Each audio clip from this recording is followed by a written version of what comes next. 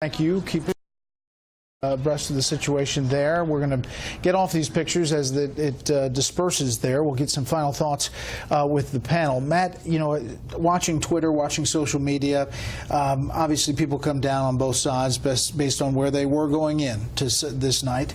Some people saying uniting the country and uniting the base are not the same thing.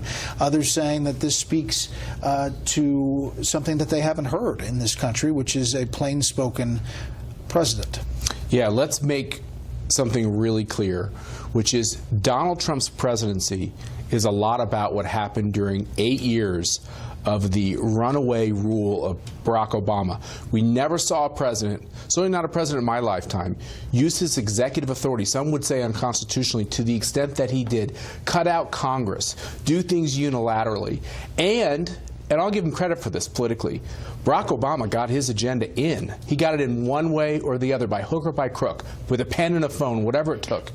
And because he did that, and because there was no bipartisan consensus on any big question, there was a massive reaction in this country, and there's a part of this country, a big swath of this country, they want to fight. I don't want to see it turn violent. I hate seeing photos like we've just been, or a video like we've just been watching, but there is no question it is totally legitimate for that swath of this country to push back and say, now it's about our agenda, and we want to get our agenda in, and much of our agenda is actually going to help most of the country.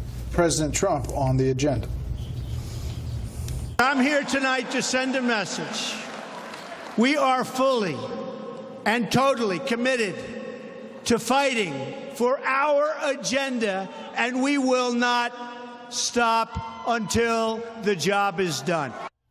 You know, John, that is what the president says, and that is what he said to that crowd. But the New York Times headline, Trump and McConnell locked in a cold threatening the GOP agenda, seems like a different message from this White House about the battle that they have with their own party's Senate Majority Leader. And I was talking with a source in the administration tonight, and I asked about that. I said, this fight, or the icy chill between the president and Mitch McConnell, is that going to affect the big fall that the president's got planned? And I was told, well, you know, there is an ebb and flow to all relationships. They're not quite in marital counseling just yet. They're not yet headed for divorce court. So this person expected that the relationship at some point will begin to turn around. But the president, no question, is very frustrated. He wanted to get Obamacare done in the worst way. And the reason why he wanted to get it done wasn't so much about health care. It was about that big pot of nearly $1 trillion that he wants to put toward tax reform. Because if he can't get that, his tax reform plan won't be what he wants it to be. Quickly, final thoughts here, Tom, then Katie. Well, I just elaborate on what Matt said. I think Trump's election was about much more than just the last 8 years. It was about the last 40 years, and he has changed the pH balance of the Republican Party on trade, on foreign policy, a lot of different issues. And that's where I think the divide is in the country. And we're seeing it exacerbated by these two small groups that are sort of battling it out, and it's fueled by the media. And I don't think that's where most of the country doesn't associate with either of these groups. Okay. As this battle within the Republican Party goes forward, Republicans on Capitol Hill need to realize that the voters are going to blame them. They're not going to blame President Trump.